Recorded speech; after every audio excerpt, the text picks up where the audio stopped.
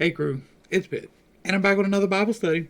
Today we are going to be in Leviticus, but before we get started, I'm going to let you know we're getting into the boring parts, right? This is a lot of technicalities today. I'm going to try to get through most of the first part, which is really, really boring.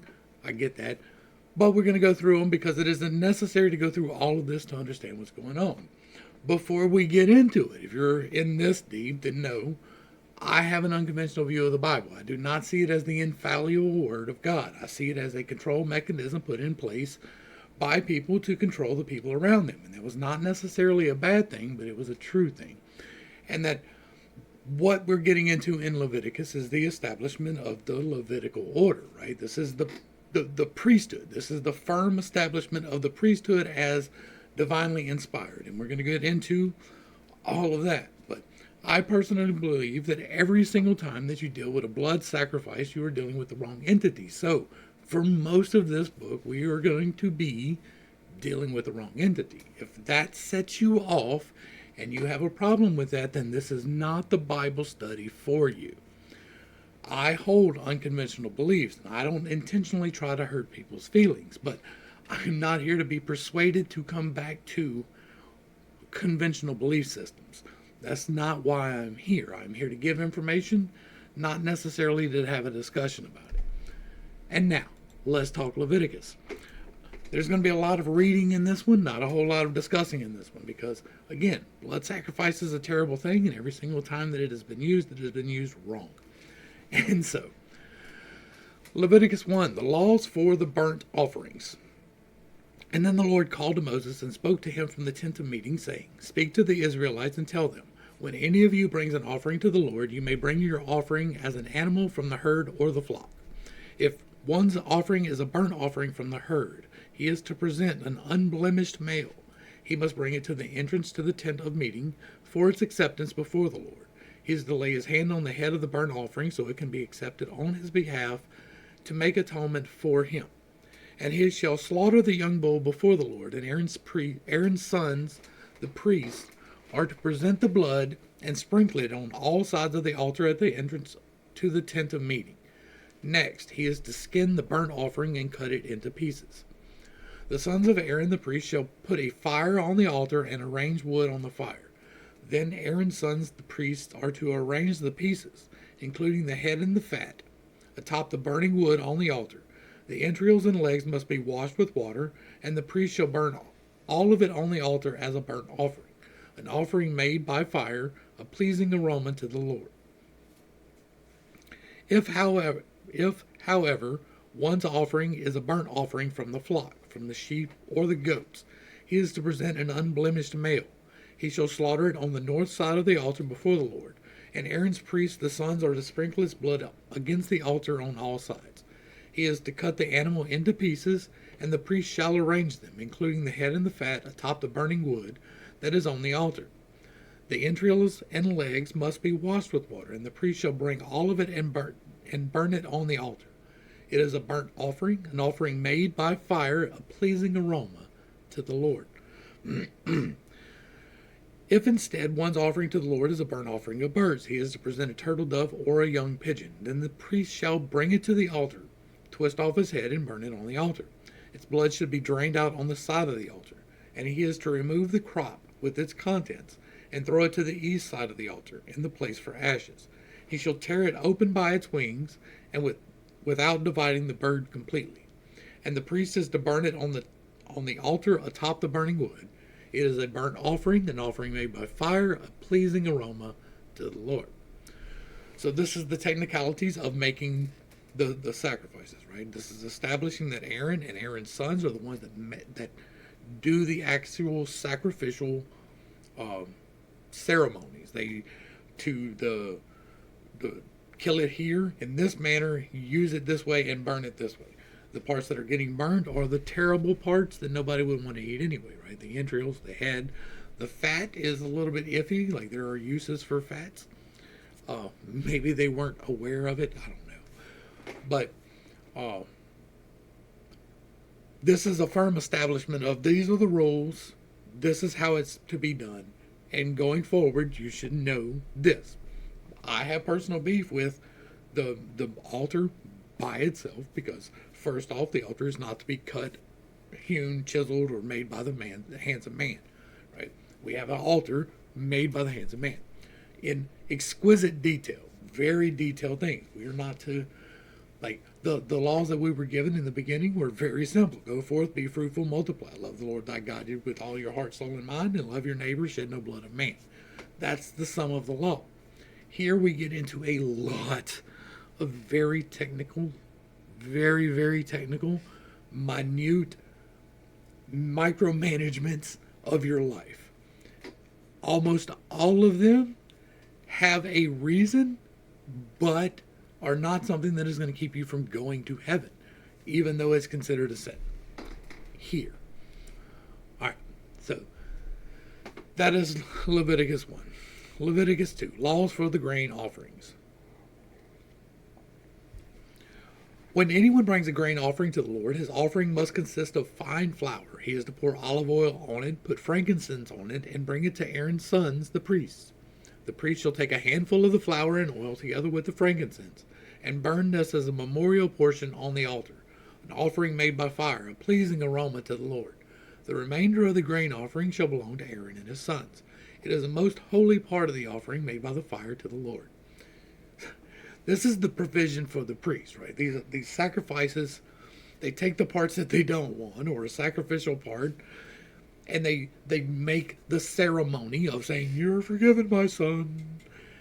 But now they keep the other part and use it for themselves, so that they don't have to farm and they don't have to herd and they don't have to do the things. This is the division of classes being laid out, right? You went from a class-based society where they were slaves to a classless society when they escaped, and this is the establishment of new classes. They're all pretty equal up to the point of the priesthood. And then the priesthood starts the division again. Now, if you bring an offering of grain baked in an oven, it must consist of fine flour, either unleavened cakes mixed with oil, or unleavened wafers coated with oil. If your offering is a grain offering prepared on the griddle, it must be unleavened bread made of fine flour mixed with oil. Crumble it and pour oil on it. It is a grain offering. If your offering is a grain offering cooked in a pan, it must consist of fine flour with oil.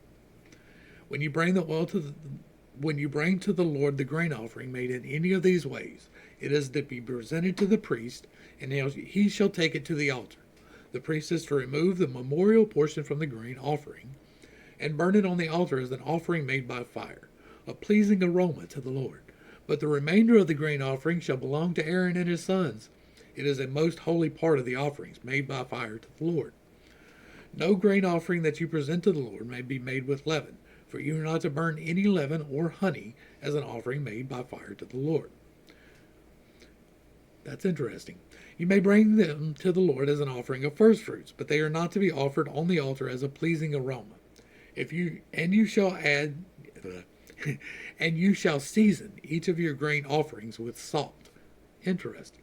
You must not leave the salt of the covenant of your God out of your grain offering. You are to add salt to each of your offerings.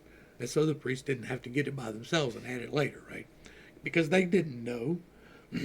When you're catching the offerings, you don't know whether it's got salt or not. But if you put in the rule and you tell everybody to do it, then most likely it's going to happen. Hence we have the rule. Not being made with leaven or honey is interesting. We've seen leaven several times before, and I really think the entity that we're dealing with has a problem with yeast, right? It has a problem with yeast. But apparently it has a problem with honey, too. And honey is one of the natural preservatives. It's one of the things that it will not rot on its own. And it's funny that you can't use that. It would be, by all means, it would be a humongous resource for the priests to take upon themselves, and it's very interesting that it's left out. Kind of makes me want to get some bees. And when you bring a grain offering of first fruits to the Lord, you shall offer crushed heads of new grain roasted on the fire. And you are to put oil and frankincense on it. It is a grain offering. The priest shall then burn the memorial portion of the crushed grain and the oil, together with all of its frankincense, as an offering made by fire to the Lord. Leviticus 3, the laws for the peace offerings. If one's offering is a peace offering, and he offers an animal from the herd, whether male or female, he must present it without blemish before the Lord. he is to lay his hand on the head of the offering and slaughter it at the entrance to the tent of meeting. Then Aaron's sons, the priests, shall sprinkle the blood on all sides of the altar. From the peace offering, he is to bring an offering made by fire to the Lord, the fat that covers the entrails, all the fat that is on them, both kidneys with the fat on them near the loins, and the lobe of the liver, which he is to remove with the kidneys. Then Aaron's sons are to burn it on top of the altar, the burnt offering that is on the burning wood, as an offering made by fire, a pleasing aroma to the Lord. If, however, one's peace offering to the Lord is from the flock, he must present a male or female without blemish. If he is presenting a lamb for his offering, he must present it before the Lord. He is to lay his hands on the head of his offering and slaughter it in front of the tent of meeting. And then Aaron's son shall sprinkle its blood on all sides of the altar. And from the peace offering he shall bring an offering made by fire to the Lord, consisting of its fat, the entire fat tail cut off close to the backbone, the fat that covers the entrails, all the fat that is on them, both kidneys with the fat on them near the loins, and the lobe of the liver, which he is to remove with the kidneys. Then the priest is to burn them on the altar as food, an offering made by fire to the Lord. If one's offering is a goat, he is to present it before the Lord. He must lay his hand on his head and slaughter it in front of the tent of meeting. And then Aaron's son shall sprinkle its blood on all sides of the altar. And from his offering he shall present an offering made by fire to the Lord, the fat that covers the entrails, all the fat that is on them, both kidneys with the fat on them near the loins, and the lobe of the liver, which he is to remove with the kidneys. And then the priest is to burn the food on the altar as an offering made by fire, a pleasing aroma. All the fat is the Lord's. This is a permanent statute for generations to come. Wherever you live, you must not eat any fat or any blood. It is extremely difficult to go through life and not eat any fat. There is intramuscular fat on most animals, and so that dietary restriction is a little bit of a problem. But if you know the value of rendered fat, right? Like, we use rendered fat here in South Louisiana to do a lot of things. I use it personally to fry things in. I don't use seed oils. And there's candles. You can make candles from it. You can make soap from it. You can make all kinds of things from rendered fat. And rendered fat and ashes is one of the things that you use to make lye, which is used to make soap. So this offering with all of the fats would render the fat into the ashes, and you could make soap out of it. I am sure that is part of what happened here. Everything that they do, dealing with the dietary laws and dealing with the sacrifices even, makes logical sense if you have advanced knowledge of bacterial infections, fungal infections, things of that nature. And there's a lot of that in Leviticus. Leviticus is a wonderful book because it deals with real life practicality once you get past this stuff in the beginning. You must not eat any fat or blood. Now, there's a reason, right? Fat can get rancid, fat can have problems. Fat is where you store your problems. So if you're eating fat and there is a problem, there is a chance that there is problems in the fat. I'm still going to eat cow fat, right? I love a steak, and I love the fat on a steak. That's the best part of a steak. I don't know how people eat lean and steak. But blood is another thing, right? Like when you're cooking and that red stuff comes out of the meat, it's not blood. It's a protein. The cat's stuck. It's a protein, and it's actually beneficial for you. But blood itself is not a beneficial thing to eat, so there's no reason to ever eat blood.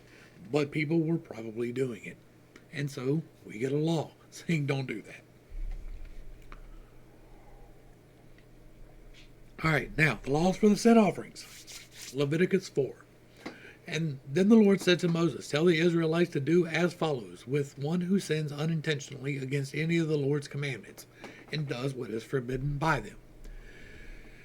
If the anointed priest sins, bringing guilt on the people, he must bring to the Lord a young bull without blemish as a sin offering for the sin he has committed. He must bring the bull to the entrance of the tent of meeting before the Lord, lay his hand on the bull's head, and slaughter it before the Lord.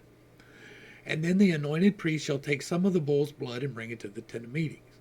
The priest is to dip his finger in the blood and sprinkle some of it 7 times before the Lord, in front of the veil of the sanctuary. The priest is then to put some of the blood on the horns of the altar of fragrant incense that is before the Lord in the tent of meeting. And he is to pour out the rest of the bull's blood at the base of the altar of burnt offerings at the entrance to the tent of meeting. And then he shall remove all of the fat from the bull of the sin of offering. The fat that covers the entrails. I'm going to have to put my glasses on. Where are my glasses?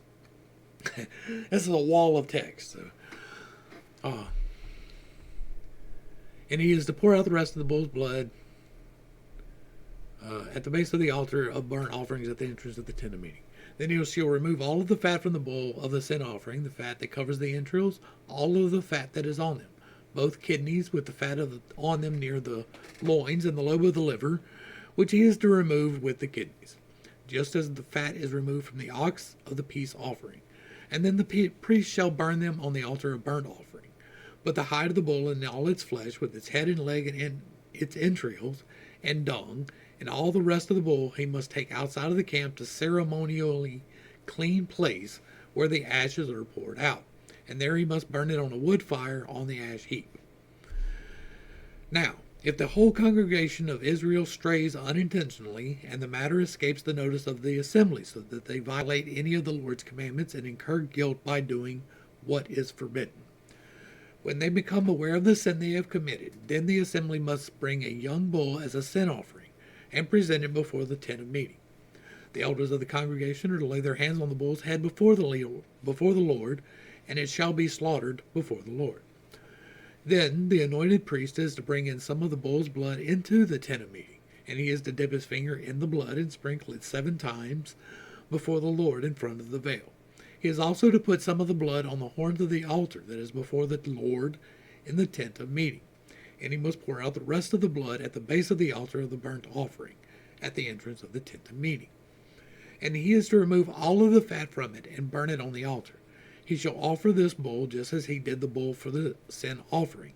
In this way the priest will make atonement on their behalf, and they will be forgiven. Then he is to take the bull outside the camp and burn it, just as he burned the first bull. It is the sin offering for the assembly. When a leader sins unintentionally and does what is prohibited by any of the commandments of the Lord his God, he incurs guilt. When he becomes aware of the sin he has committed, he must bring an unblemished male goat as his offering. He is to lay his hand on the head of the goat and slaughter it at the place where the burnt offering is slaughtered before the Lord. It is a sin offering. Then the priest is to take some of the blood of the sin offering with his finger and put it on the horns of the altar of the burnt offering, and pour out the rest of the blood at the base of the altar. He must burn all of its fat on the altar, like the fat of the peace offerings. Thus the priest will make atonement for that man's sin, and he will be forgiven. And if one of the common people sins unintentionally and does what is prohibited by any of the Lord's commandments, he incurs guilt. When he becomes aware of the sin he has committed, he must bring an unblemished female goat as his offering for that sin. He is to lay his hand on the head of the sin offering and slaughter it at the place of the burnt offering. Then the priest is to take some of its blood with his finger, put it on the horns of the burnt offering, and pour out the rest of the blood at the base of the altar. Then he is to remove all of the fat, just as it is removed from the peace offering, and the priest is to burn it on the altar, as a pleasing aroma to the Lord. In this way the priest will make atonement for him, and he will be forgiven. If, however, he brings a lamb as a sin offering, he must bring an unblemished female. It's interesting to note at this point that the common man's sins will be forgiven by an unblemished female. Just saying. And he is to lay his hand on the head of the sin offering and slaughter it as a sin offering at the place where the burnt offering is slaughtered. And then the priest is to take some of the blood of the sin offering with his finger, put it on the horns of the burnt offering, and pour out the rest of his blood at the base of the altar. He shall remove all the fat, just as the fat of the lamb is removed from the peace offerings. And he shall burn it on the altar, along with the offerings made by the Lord, by fire to the Lord. And in this way the priest will make atonement for him, for the sin he has committed, and he will be forgiven. Okay, so far we have gone through how the sacrifice will be done. We're about to get into the why make a sacrifice. Leviticus 5, sins requiring a sin offering. And I know this is boring. This is a lot of technicalities. If you're bearing with me, you are a trooper. If someone sins by failing to testify when he hears a public charge about something he has witnessed, whether he has seen it or learned of it, he shall bear the iniquity. So, if you see something and you do not testify that you have seen something, then you have sinned. There is a very good reason for that, because dirty things hide in the dark. And if you're covering up about a dirty thing you know about, you're dirty. And that is just as simple as it gets. If a person touches anything unclean, whether the carcass of any unclean wild animal or livestock or crawling creature, even if he is unaware of it, he is unclean and guilty. Okay? Like, if you touch anything unclean, even unintentionally, even if you don't know, then you're guilty. Well, how are you going to... It doesn't make sense. In order for guilt to be there has to be a level of implicitness. That is why if you are caught and you... in an unusual situation, and you are genuinely unaware of the situation transpiring. We'll say you were with someone who is committing a crime. You are complicit in the crime, unless you are trying to stop them from it, right? But if you don't know anything about it, and you go down from it, that is not fair in any shape, form, or fashion. If you touch something unknowingly that has touched something unclean, then you're unclean. So if you're in the temple and you accidentally touch something unclean in the temple, then you're deal. No, I refuse. And it is what it is.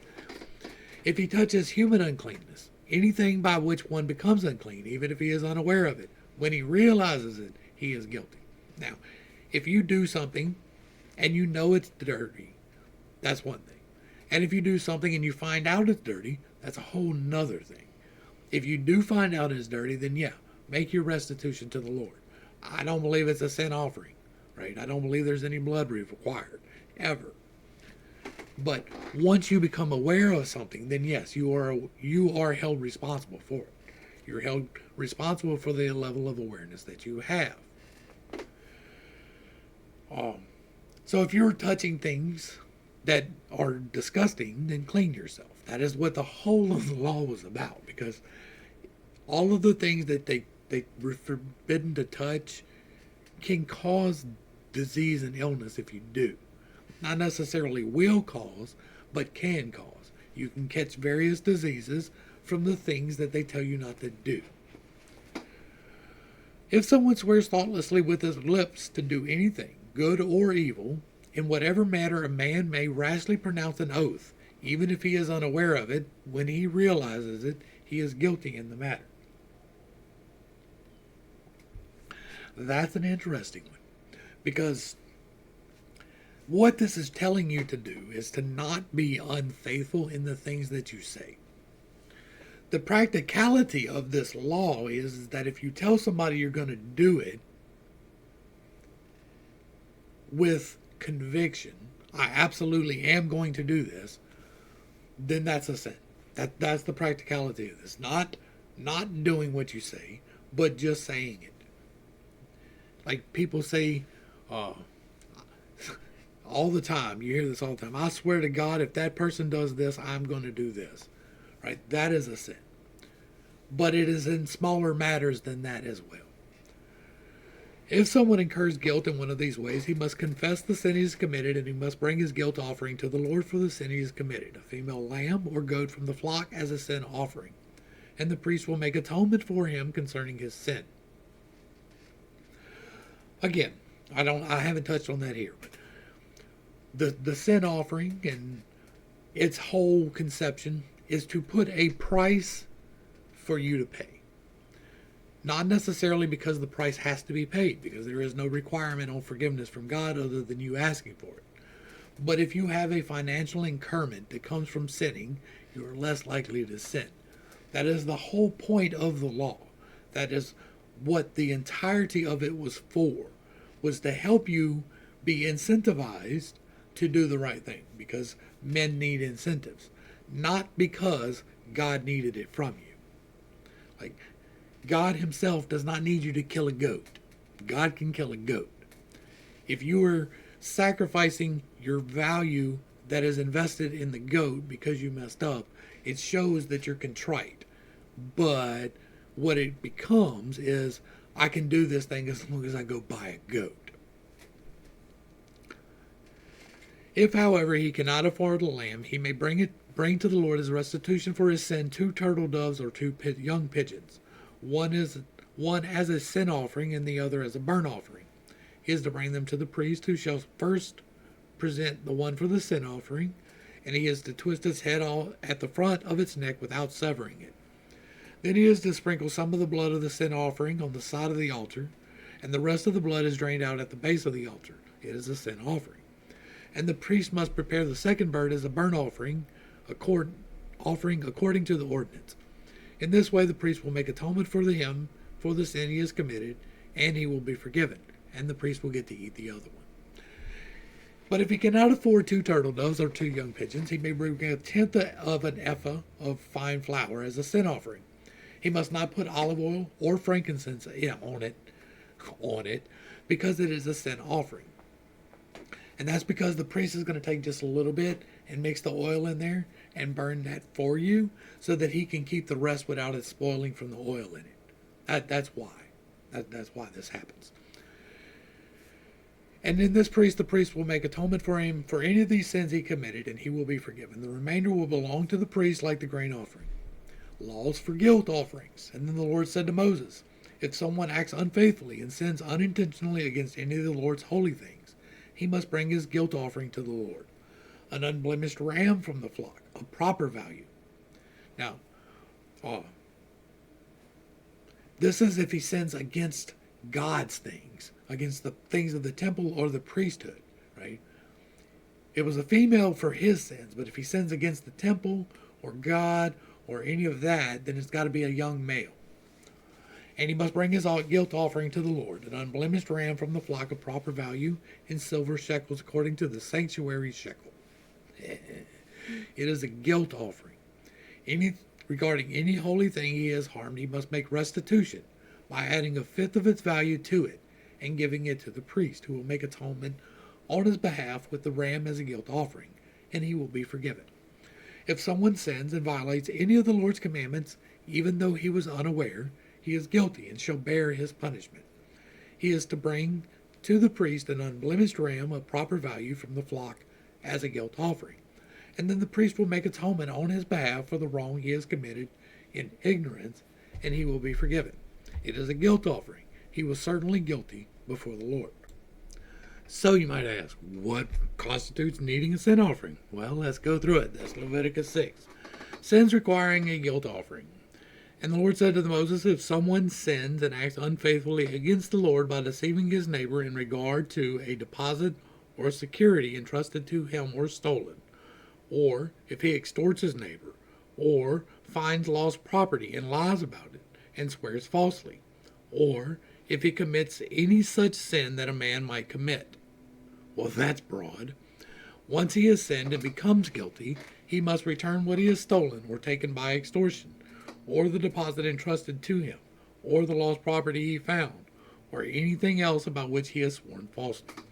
He must make restitution in full, add 1/5 of the value, and pay it to the owner on the day he acknowledges his guilt. Then he must bring to the priest his guilt offering to the Lord, an unblemished ram of proper value from the flock.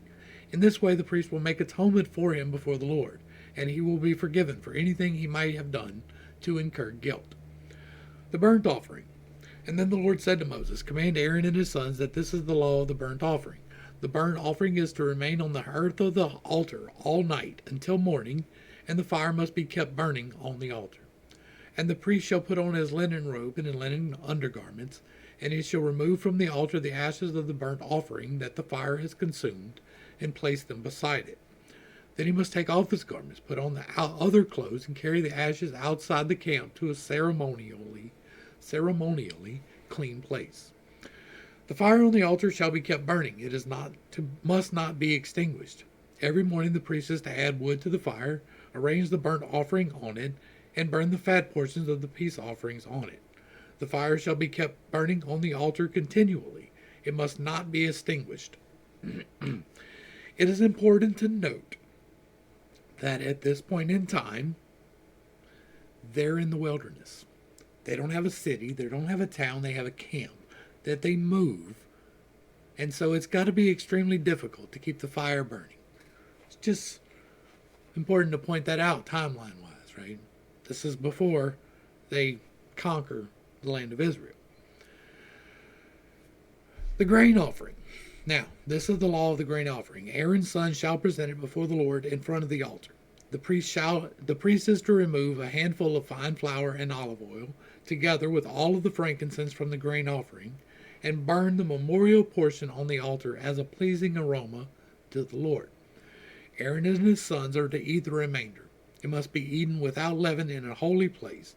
They are to eat it in the courtyard of the tent of meeting. It must not be baked with leaven. Again, no yeast. I have assigned it as their portion of my offerings made by fire. It is most holy, like the sin offering and the guilt offering. Any male among the sons of Aaron may eat it. This is a permanent portion from the offerings made by fire to the Lord for the generations to come. Now, this is the place where it tells you that they get to eat the sin offering and the guilt offering, right? It is most holy like this, and any male may eat it. That is letting you know that they get to eat what is there, right? That's where their provision comes from. It's from the offerings. You can argue the validity of that. Yes, the priest should be paid. Absolutely. I just don't know that it should be their sole line of income. I just don't. Because what we're setting up here is a generational priesthood that leads to corruption every single time. Without exception. Without exception.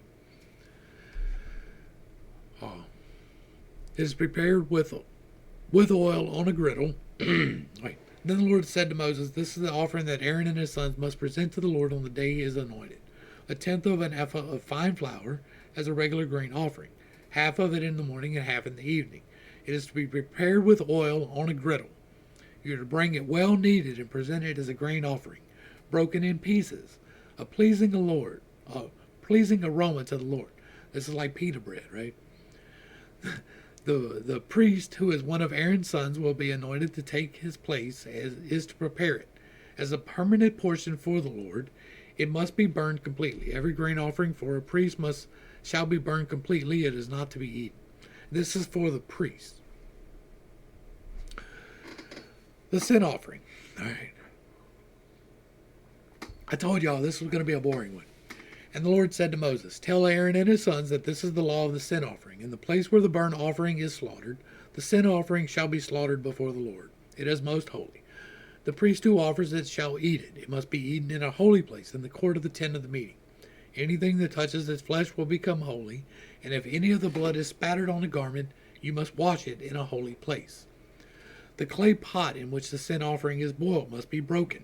If it is boiled in a bronze pot, the pot must be scoured and rinsed with water.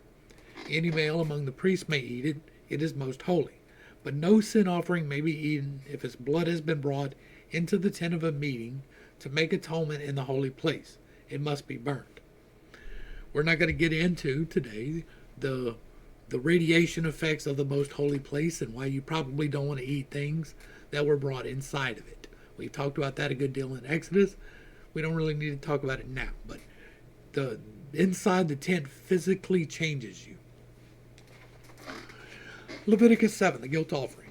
Now, this is the law of the guilt offering, which is most holy. The guilt offering must be slaughtered in the place where the burnt offering is slaughtered, and the priest shall sprinkle its blood on all sides of the altar.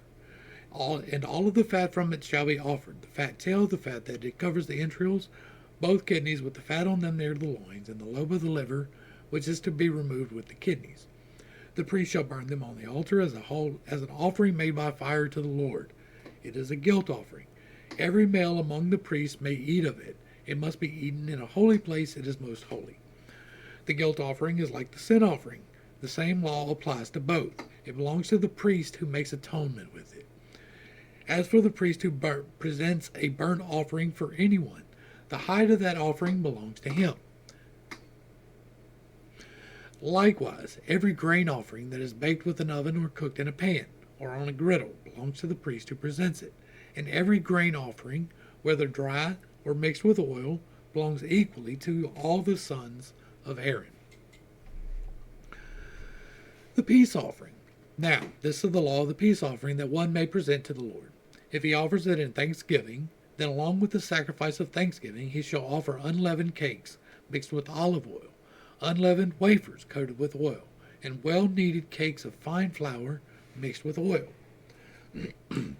Along with this peace offering of thanksgiving, he is to present an offering with cakes of leavened bread. From the cakes he must present one portion of each offering as a contribution to the Lord. It belongs to the priest who sprinkles the blood of the peace offering. The meat of the sacrifice of his peace offering of thanksgiving must be eaten on the day of it he offers it. None may be left until morning. If, however, the sacrifice he offers is a vow or a free will offering, it shall be eaten on the day he presents his sacrifice, but the remainder may be eaten on the next day. But any meat of the sacrifice remaining until the third day must be burnt up. Any of the meat from his peace offering is eaten on the third day, it will not be accepted. It will not be credited to the one who presented it.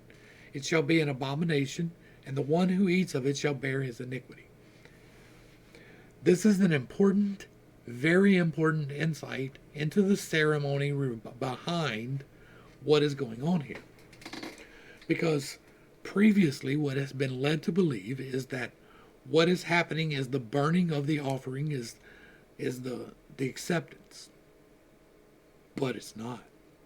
The burning of the offering is a scent that is pleasing, but the acceptance comes from the priest eating it. Isn't that interesting? Any meat remaining on the third day must be burned up. If any of the meat from his peace offering is eaten on the third day, it will not be accepted. Just like us with communion and taking the little wafer and the little juice cup, just like that, that's what's happening right here. Now, people will say, oh, wow, that's great.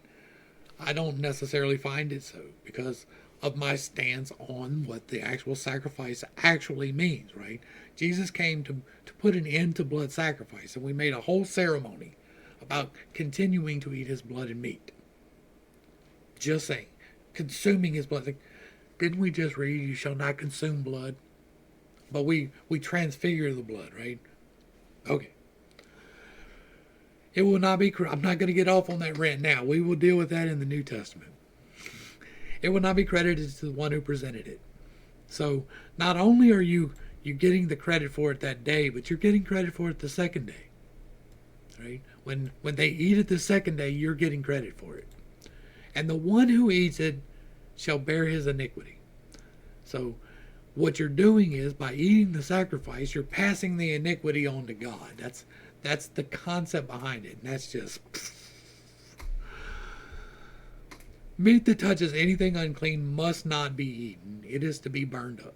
As for any other meat, anyone who is ceremonially clean may eat it. But if anyone who is unclean eats meat from the peace offering that belongs to the Lord, that person must be cut off from his people. If one touches anything unclean, whether a human uncleanness, an unclean animal, or any unclean detestable thing, and then eats any of the meat of the peace offering that belongs to the Lord, that person must be cut off from his people.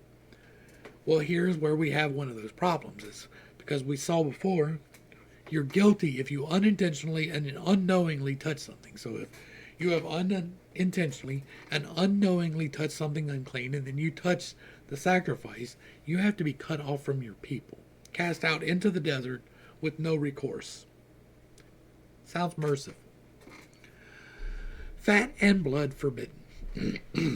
And then the Lord said to Moses, speak to the Israelites and say, you are not to eat any of the fat of an ox, a sheep, or a goat. The fat of an animal found dead or mauled by wild beasts may be used for any other purpose, but you must not eat it. If anyone eats the fat of an animal from which an offering made by fire may be presented to the Lord, the one who eats it must be cut off from his people. You must not eat the blood of any bird or any animal in your dwelling. If anyone eats blood, that person is to be cut off from his people. And again, fat stores problems. Whether it's radioactivity, or whether it's improper diet, or whether it's the uncleanness in the bacteria, fat stores problems. It even stores your negative emotions. And then the Lord says to Moses, speak to the Israelites and say, anyone who presents a peace offering to the Lord must bring it as his sacrifice to the Lord. With his own hands he is to bring the offerings made by fire to the Lord. He shall bring the fat together with the breast, and wave the breast as a wave offering before the Lord. The priest is to burn the fat on the altar, but the breast belongs to Aaron and his sons. And if you were to give the right thigh to the priest as a contribution from your peace offering, the son of Aaron, who presents the blood and fat of the peace offering, shall have the right thigh as a portion. I have taken from the sons of Israel the breast of the wave offering, and the thigh of the contribution of the peace offerings, and I have given them to Aaron the priest and his sons as a permanent portion from the sons of Israel. This is the portion of the offerings made by fire to the Lord for Aaron and his sons since the day they were presented to serve the Lord as priests. On the day they were anointed, the Lord commanded that this be given them by the sons of Israel. It is a permanent portion for the generations to come. This is the law of the burnt offering, the grain offering, the sin offering, the guilt offering, the ordination offering, and the peace offering, which the Lord gave Moses on Mount Sinai on the day he commanded the Israelites to present their offerings to the Lord in the wilderness of Sinai. So, we're going to put aside the time-lapse conundrum of the sacrifices prior to this, right? They were already doing the sacrifices prior to being given the sacrifices. This is when they're given the sacrifices and the statutes by which to do it. I disagree wholeheartedly with the necessity of it. It may have been needed, but it was never necessary. Forgiveness does not require anything other than you. For anything. Even gratitude does not require anything other than you. If you freely give of your wealth in appreciation for the things that you have been given, that is a wonderful thing. But God has never required you to give anything other than yourself. If you do feel guilty and you want to sacrifice above and beyond turning your ways, then that will be welcomed, but it's not a necessary thing. It can be needed because you can need the restriction to be placed on you that if this happens, this is the punishment for that.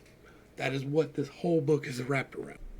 I wasn't sure if I was going to continue on, but we are. We're going to go ahead and finish up through 11, I think. And so Leviticus 8, we're going to be talking about Aaron is consecrating, Moses consecrates Aaron and his sons.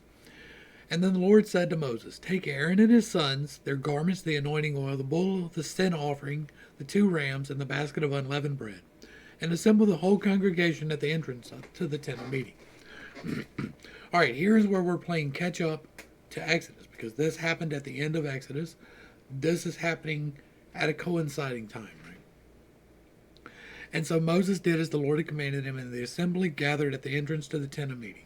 And Moses said to them, this is what the Lord has commanded to be done.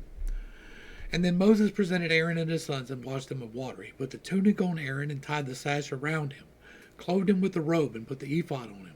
He tied the woven band of the ephod around him and fastened it to him. And then he put the breastpiece on him and placed the Urim and the Thummim in the breastpiece. Moses also put the turban on Aaron's head and set the golden plate, the holy diadem, on the front of the turban, as the Lord had commanded him. Next, Moses took the anointing oil and anointed the tabernacle and everything in it, so he consecrated them. He sprinkled some of the oil on the altar 7 times, anointing the altar and all of its utensils, and the basin with its stand, to consecrate them. He also poured some of the anointing oil on Aaron's head and anointed him to consecrate him. And then Moses presented Aaron's sons, put tunics on them, wrapped sashes around them, and tied headbands on them, just as the Lord had commanded him. The priest's sin offering. Moses then brought the bull near for the sin offering, and Aaron and his sons laid their hands on its head. Moses slaughtered the bull, took some of the blood, and applied it with his finger to all 4 horns on the altar, purifying the altar. He poured out the rest of the blood at the base of the altar and consecrated it so that atonement could be made on it. Moses also took all of the fat that was on the entrails, the lobe of the liver, and both kidneys and their fat, and burned it all on the altar. But the bull with its hide, flesh, and dung, he burned outside of the camp, as the Lord commanded him. The priest's burnt offering. Then Moses presented the ram for the burnt offering, and Aaron and his sons laid their hands on its head. And Moses slaughtered the ram, and sprinkled the blood on the sides of the altar. He cut the ram into pieces, and burned the head, the pieces, and the fat. He washed the entrails and legs with water, and burned the entire ram on the altar as a burnt offering, a pleasing aroma, an offering made by fire to the Lord, just as the Lord had commanded Moses. The ram of ordination. After that, Moses presented the other ram, the ram of ordination, and Aaron and his sons laid their hands on its head. Moses slaughtered the ram and took some of its blood and put it on Aaron's right earlobe, on the thumb of his right hand, and on the big toe of his right foot. Moses also presented Aaron's son and put some of the blood on their right earlobes, on the thumbs of their right hands, and on the toes of their right feet. He sprinkled the blood on all sides of the altar. That is how you consecrate in blood a covenant, right? We talked about that in Exodus. That's how you sign your soul to an entity. And Moses took the fat tail, and all the fat that was on the entrails, the lobe of the liver, and both kidneys with their fat, as well as the right thigh. And from the basket of unleavened bread that was before the Lord, he took 1 cake of unleavened bread, and 1 cake made with oil, and 1 wafer, and placed them on the fat portions and on the right thigh. He put all these in the hand of Aaron and his sons, and waved them before the Lord as a wave offering. Then Moses took these from their hands, and burned them on the altar with the burnt offering. This was an ordination offering, a pleasing aroma, an offering made by fire to the Lord. He also took the breast, Moses' portion of the ram of ordination, and waved it before the Lord as a wave offering, as the Lord had commanded him. Next, Moses took some of the anointing oil and some of the blood that was on the altar, and sprinkled them on Aaron and his garments, and on his sons and on their garments. And so he consecrated Aaron and his garments, as well as Aaron's sons and their garments. And Moses said to Aaron and his sons, "Boil the meat at the entrance of the tent of meeting, and eat it there with the bread that is in the basket of ordination offerings, as I commanded, saying, Aaron and his sons are to eat it. And then you must burn up the remainder of the meat and bread. You must not go outside the entrance to the tent of meeting for 7 days, until the days of your ordination are complete, for it will take 7 days to ordain you. What has been done today has been commanded by the Lord in order to make atonement on your behalf. You must remain at the entrance to the tent of meeting, day and night, for 7 days, and keep the Lord's charge so that you will not die, for this is what I have been commanded." So Aaron and his sons did everything the Lord had commanded through Moses. They're not in the tent of meeting. They are in front of the tent of meeting, at the door, waiting for 7 whole days. Just as it's a 7,000-year cycle, as we go into the 7,000th year, we'll be getting into that. Right? Leviticus 9, Aaron's first offerings. And on the 8th day Moses summoned Aaron and his sons and the elders of Israel, and he said to Aaron, "Take for yourself a young bull for a sin offering, and a ram for a burnt offering, both without blemish, and present them before the Lord. Then speak to the Israelites and say, Take a male goat for a sin offering, a calf and a lamb, both a year old and without blemish, for a burnt offering, an ox and a ram for the peace offering to sacrifice before the Lord, and a grain offering mixed with oil. For today the Lord will appear to you." So they took what Moses had commanded to the front of the tent of meeting, and the whole congregation drew near and stood before the Lord. And Moses said, "This is what the Lord has commanded you to do, so that the glory of the Lord may appear to you." Then Moses said to Aaron, "Approach the altar and sacrifice your sin offering and your burnt offering to make atonement for yourself and for the people. And sacrifice the people's offering to make atonement for them, as the Lord had commanded." So Aaron approached the altar and slaughtered the calf as a sin offering for himself. The sons of Aaron brought blood to him, and he dipped his finger in the blood and applied it to the horns of the altar. And he poured out the rest of the blood at the base of the altar. On the altar he burned the fat, the kidneys, and the lobe of the liver from the sin offering, as the Lord had commanded Moses. But he burned up the flesh and the hide outside the camp. Then Aaron slaughtered the burnt offering, His sons brought him the blood, and he sprinkled it on all sides of the altar. They brought him the burnt offering piece by piece, including the head, and he burned them on the altar. And he washed the entrails and the legs and burned them atop the burnt offering on the altar. Aaron then presented the people's offering. He took the male goat for the people's offering, slaughtered it, and offered it for sin like the first one. He presented the burnt offering and offered it in accordance with the ordinance. Next, he presented the grain offering, took a handful of it and burned it on the altar, in addition to the morning's burnt offering. Then he slaughtered the ox and the ram as the people's peace offering. His sons brought him the blood, and he sprinkled it on all sides of the altar.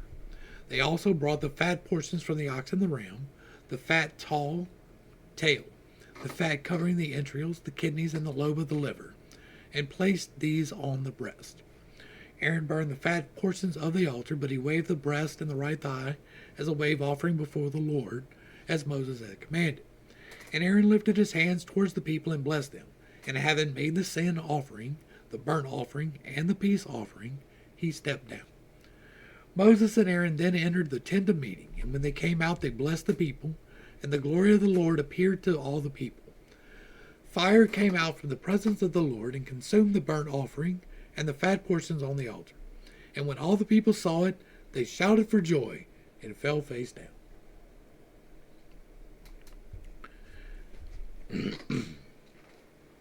Most of the time when you hear any part of the first part of Leviticus, this is where it will stop.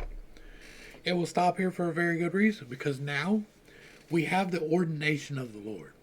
We have the Lord himself intervening to consume, right? This isn't we have built a fire and offered our stuff upon it, right? This last little piece right here at the end. This is they stack it. They go into the tent and they come out, and a fire is cast from inside the tent, the presence of the Lord, to the altar and consumes the sacrifice. That is proof that God himself approves the process. Because when the priest went into the place and the fire came out, that was God's direct will. And so you will never hear about Leviticus 10, except occasionally as an admonishment to not drink. Leviticus 10, the sins of Nadab and Abihu. Now, Aaron's sons, Nadab and Abihu, took their censers, put fire in them, and added incense, and offered unauthorized fire before the Lord, contrary to his command.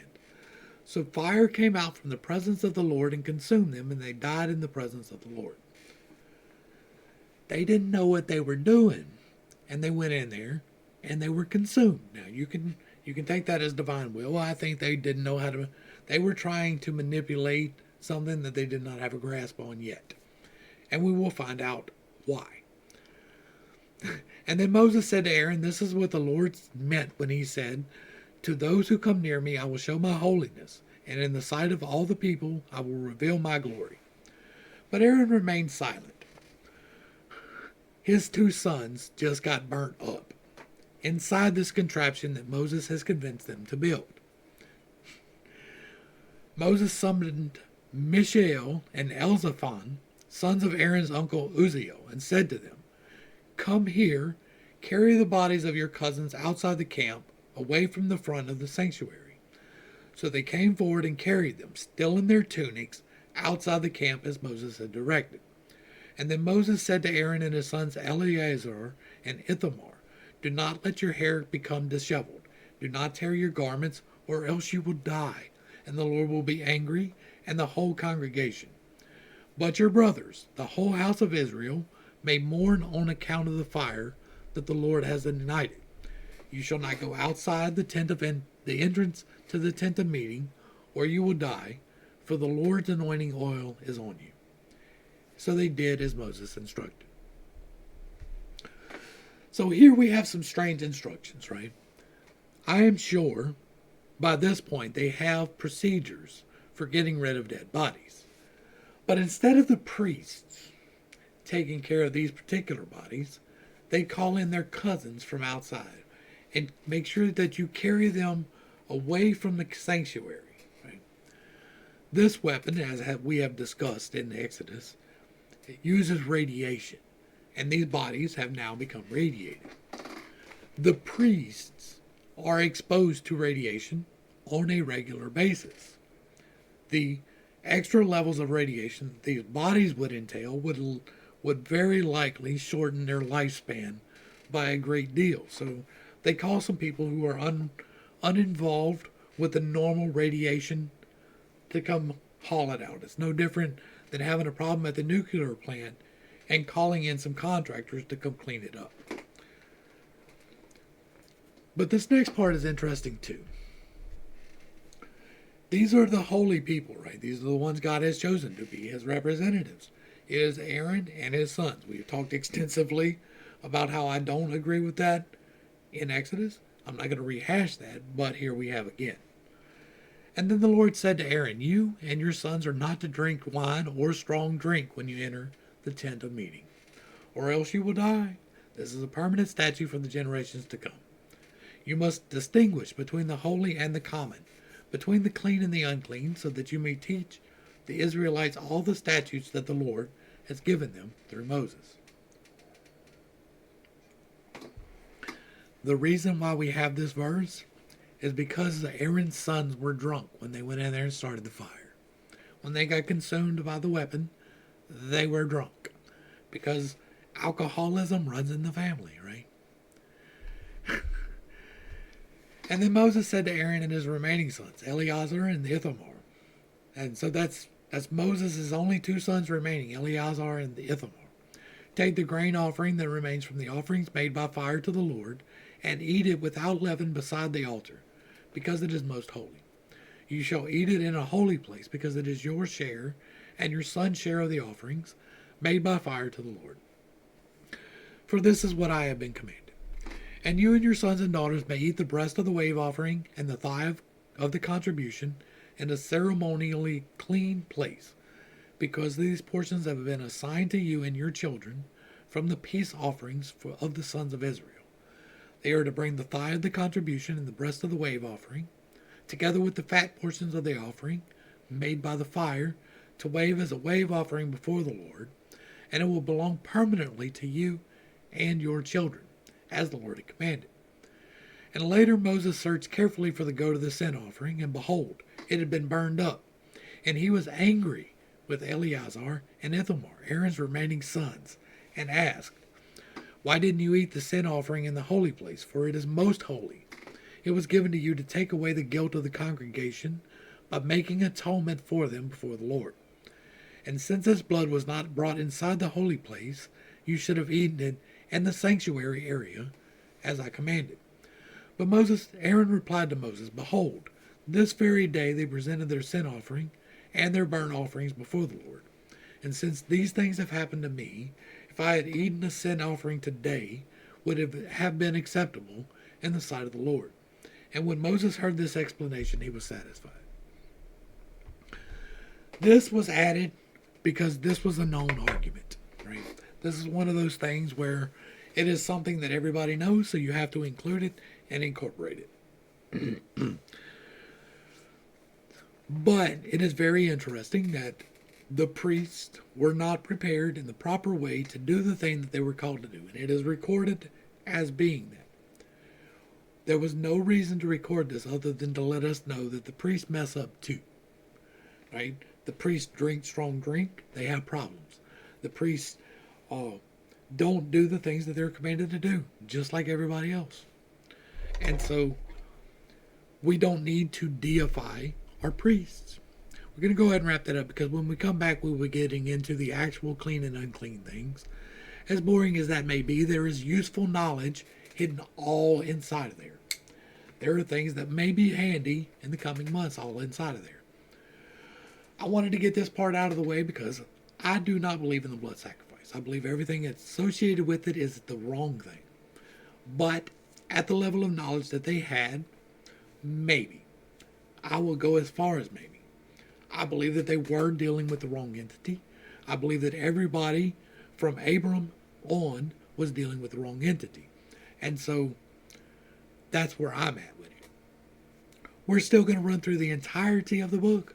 We're going to run through everything just so people can't say that we never did, right? Just so people can't say that we never discussed these things, and we will discuss the things that need to be discussed. I think that all of this was just a penance, right? This was, you pay this to do, and it became something really terrible. The farther along that you require this sacrifice, the more the sacrifice gets required. The more the infrastructure builds, the more everything around it becomes the holy thing. Whereas the holy thing that was required was actually you, not the sin offering.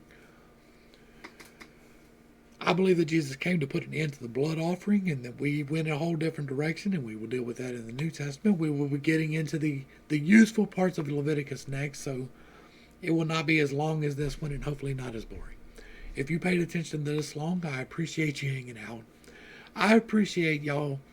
Like, this is the boring part, right? Nobody's actually watching this, and if you are, you're a trooper, so I got to go through it. We have to talk about it. There's going to be nuggets buried in this that some people will just never see, and that's okay. The people that need to see it will get to see it. This is not for everybody. I hold some severely unconventional beliefs, but there are people out there who are not satisfied with what they already know. They're not satisfied with Baptist doctrine. They're not satisfied with Catholic doctrine. They're not satisfied with whatever doctrine, and they're searching for something else. This is for the something else. Hopefully I brought a little bit of enlightenment and not too much confusion to a very boring topic. Right? It's not very complicated. These are the rules. Follow them. It's very simple. But it's quite boring, so thanks for hanging out. I appreciate every single minute that you are here with me, and I am praying for you every single day. Until next time, I love you. You're perfect, whole, and complete just the way that you are. And this has been Pittstake. Peace.